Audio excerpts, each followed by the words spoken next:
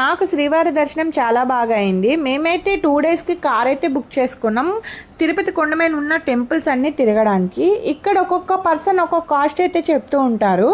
మాకు 15 నుంచి 16 చెప్పారు. మేమైతే 11,500కి అయితే బార్గెన్ చేయించుకున్నాం.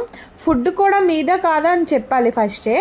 ఇంకా నెక్స్ట్ వచ్చేసరికి మాకు శ్రీవారి పాదాల దగ్గరికి అయితే తీసుకొచ్చేసారు. ఇక్కడ కొబ్బరికాయ కొట్టి పైకి వెళ్ళి దర్శనం చేసుకోవాలి. ఇక్కడ వైకుంఠం నుండి ఫస్ట్ టైం వచ్చారంట వెంకటేశ్వర స్వామి, కాలు మోపారని చెప్తున్నారు. ఇక్కడ ఎలాంటి కోరికలు కోరుకున్నా నెరవేరుతాయంట. ఇక్కడ కోరుకొని ఆ చెట్టుకి ముడుపులు కడితే అవి నెరవేరుతాయని చెప్తున్నారు.